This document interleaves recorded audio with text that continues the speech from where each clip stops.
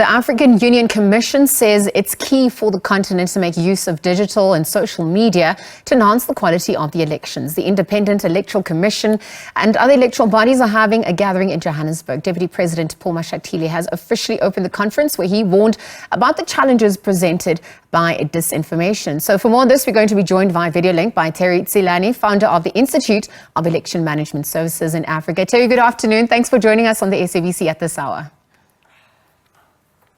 Good afternoon to you and to your viewers, and thank you very much for having me. Terry, let's look at the power of social media in politics, particularly during an election year. What's coming to the fore?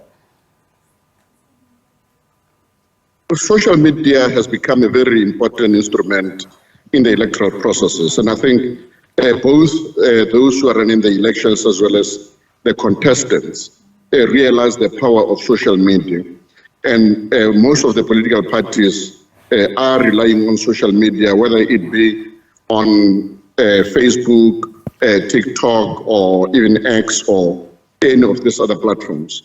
And therefore, social media has really become an important instrument of communication and dissemination of information during the elections. And the electoral commissioners as well are using social media to disseminate information. And then on the basis of that, it is important, therefore, that they've got to find mechanisms through which they can, I wouldn't say regulate, but find some way of making sure that social media as a detrimental effect does not begin to interfere with the integrity and quality of the elections. No, absolutely. And let's unpack that further. I actually wanted to look at some of the trends that you're observing at this time, appealing to the different, demographics and market share at large, and also just the activities that are being undertaken by parties or even independent candidates in the build-up to elections, and how it's enhancing or not enhancing their campaigns at this time. I think largely, as I've indicated, social media, I don't think we should actually demonize social media. It plays an important role in terms of enhancing the capacity of those who are campaigning to canvass for support amongst their supporters, but also for the Electoral Commission to communicate in real time with the electorate. But of course, there are those who are misusing social media. We've got issues of disinformation, misinformation, and it is important that mechanisms are put in place in order to obviate the detrimental effect of social media in terms of advancing the cause of electoral democracy. Absolutely. And so speaking about those mechanisms, what's coming to the fore as that summit obviously gets underway? We've got fake news, disinformation, misinformation, mitigating against that. I'm thinking the need for digital literacy comes to mind.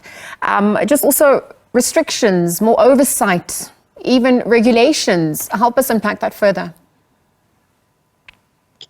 Absolutely. The issues that you are raising are important in terms of that regulation of that space. And then therefore, the guidelines that have been introduced today, which are basically continental-wide, are aimed at assisting electoral commissions as well as the political parties to know the kind of limitations and mechanisms that they can put in place in order to be able to deal with it. So even though it is not necessarily a law, the guidelines can always be reduced to law or regulations by various jurisdictions depending on the legal framework within which they are operating. And I think it's an important step in terms of advancing electoral democracy that the guidelines have now been developed, and then these guidelines will be used, and people will be able to pick and choose aspects that they think would be most relevant for their jurisdictions.